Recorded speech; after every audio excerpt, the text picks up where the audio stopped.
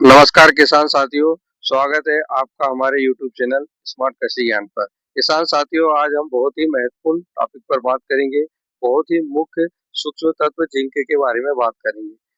Zinc यदि सही समय और सही कॉम्बिनेशन में दिया जाए तो बहुत ही काम का है, लेकिन यदि इसमें समय और कॉम्बिनेशन का ध्यान नहीं दिया जाए तो यह फायदे से ज्यादा नुकसानदायक है। तो चलिए बात करते हैं जिंक के बारे में। तो किसान भाइयों, जैसे गेहूं में फास्फोरस, पोटास, नाइट्रोजन, सल्फर की आवश्यकता होती है, वैसे ही जिंक की भी गेहूं को 40 दिन की अवस्था या उससे पहले आवश्यकता होती है। कई किसान भाई जिंक वाली आने पर देते हैं, जो कि किसी काम का नहीं है। जिंक का मुख्य काम है पत्तियों और जड़ों का विकास करना और पत्तियों को हरा भरा बनाए रखना। यदि पत्ती और जड़ सही होंगी तो ही बालियों में सही से दाना भरेगा।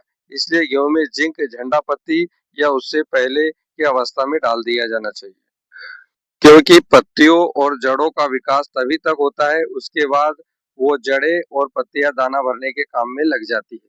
ये तो बात हो गई जिंक के काम की। अब बात आती है जिंक का उपयोग कब करना चाहिए। तो यदि आपके खेत की मिट्टी का पीएच लेवल अधिक है, या यह कहे कि क्षारीय मिट्टी है, लाल, भूरी या चुनखेड़ी टाइप की है, तो इस प्रकार की मिट्टी में जिंक की कमी देखी जाती है। यदि इस प्रकार की मिट्टी में गेहूं है तो जिंक का उपयोग जरूर किया जाना चाहिए। अब बारी आती है कि किस समय जिंक दे। तो गेहूं में जिंक को खाद में मिलाकर और स्प्रे के माध्यम से भी दे सकते हैं। कुछ किसान भाई बोनी के समय जिंक का यूज करते हैं, जो कि सही तरीका है, लेकिन इसमें सबसे बड़ी गलती वो करते हैं कि वो डीएपी के साथ जिंक मिला देते हैं, जो कि गलत है। किसान साथियों, आपको बताना चाहूंगा कि डीएपी में फास्फोरस होता है और फास्फोरस और जिंक मिलकर जिंक सल्फेट। अब यही गलती किसान भाई झंडा पत्ती पर भी करते हैं। जब जिंक स्प्रे के माध्यम से देते हैं तब भी करते हैं।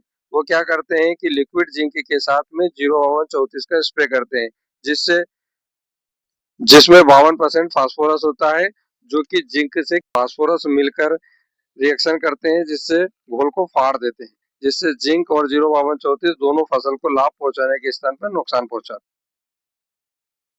चलिए बात करते हैं कि जिंक को फिर कब और कैसे दें, जिससे हमारे गेहूं का उत्पादन अच्छा हो। तो इसके लिए आप जिंक को 20 से 25 दिन की अवस्था पर यूरिया में मिलाकर जिंक सल्फेट दे सकते हैं, या 30 से 35 दिन की अवस्था पे जिंक 39% का स्प्रे कर सकते हैं। किसान साथियों, अपने अनुभव के आधार पर आपको बता रहा हूँ कि जिंक का फायदा स्प्रे के माध्यम से देने से ज्यादा है और ये सस्ता भी पड़ता है, इसलिए।